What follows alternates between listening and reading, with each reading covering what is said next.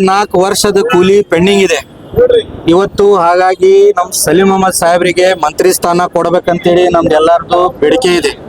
ಅವರು ಹುಬ್ಳಿಲಿಂದ ಕಿತ್ತೂರು ಕರ್ನಾಟಕ ಹಾಗೂ ಗದಗ ಹಾವೇರಿನಿಂದ ಆಯ್ಕೆಯಾಗಿ ಫಸ್ಟ್ ಪ್ರಿಫರೆನ್ಸ್ ಅಲ್ಲಿ ಗೆದ್ದು ಹೋಗಿದ್ದಾರೆ. ಅವರು ಸಿಲೆಕ್ಟೆಡ್ ಅಲ್ಲ.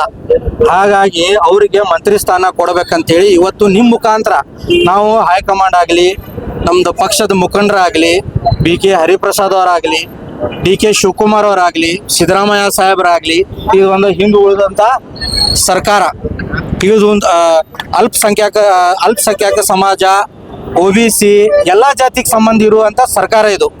ಹಾಗಾಗಿ ಅವರಿಗೆ 44 ವರ್ಷ ಏನು ಅವ್ರ ಪಕ್ಷಕ್ಕೆ ದುಡಿದಿದ್ದಾರೆ ಅದರ ಕೂಲಿಯನ್ನು ಕೊಡಬೇಕು. ನಮಗೆ 22 ವರ್ಷ ಆಯ್ತು, ಕಳೆದ 22 ವರ್ಷದಿಂದ ಇಲ್ಲಿ ನಮಗೆ ರಿಪ್ರೆಸೆಂಟೇಷನ್ ಇಲ್ಲ ಮೈನಾರಿಟಿಗೆ. ಅವರಿಗೆ ಇಲ್ಲಿಂದ ಸಚಿವ ಮಾಡಿ ಆಯ್ಕೆ ಮಾಡಿ ಕಳಿಸ್ಬೇಕು. ಅವರಿಗೆ ಸಚಿವ ಸ್ಥಾನ ಕೊಳ್ಳೇಬೇಕಂತೇಳಿ ನಾವು ಇವತ್ತು ನಿಮ್ಮ ಮುಖಾಂತರ ಮನವಿಯನ್ನು ಹೈಕಮಾಂಡಿಗೆ ಮಾಡ್ತಾ ಇದೀವಿ.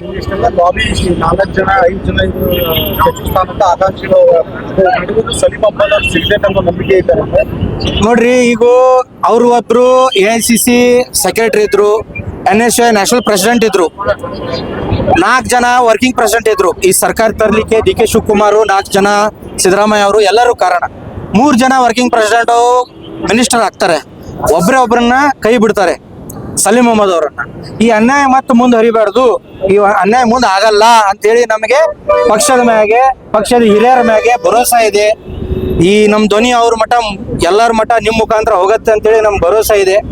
ಇದು ಆಗತ್ತೆ ಅಂತ ಹೇಳಿ ನಮ್ಗೆ ನಿರೀಕ್ಷೆ ಇದೆ.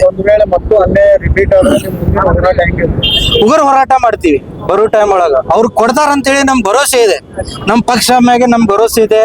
ಕಳೆದು ಒಂದು 3 ತಿಂಗಳಿಂದ ನಾನು ನಿಮ್ಮ ಮುಖಾಂತರ ಹೇಳಿದೆ, ಇದೇ ಸರ್ಕಾರದಲ್ಲಿ DK ಶಿವಕುಮಾರ್ ಅವರು ಚೀಫ್ ಮಿನಿಸ್ಟರ್ ಆಗ್ತಾರೆ ಅಂತ ಹೇಳಿ. ಇವತ್ತು ಆಗಿದ್ದಾರೆ. ಹೈಕಮಾಂಡ್ ದುಡ್ದವ್ರನ್ನು ಕೈ ಬಿಡಂಗಿಲ್ಲ ಅಂತ ಹೇಳಿ ಅನಿಸ್ಕೋತೀವಿ. ಅವ್ರನ್ನ ಮಂತ್ರಿ ಮಾಡ್ತಾರಂತೇಳಿ ನಮ್ಗೆ ನಿರೀಕ್ಷೆ ಇದೆ.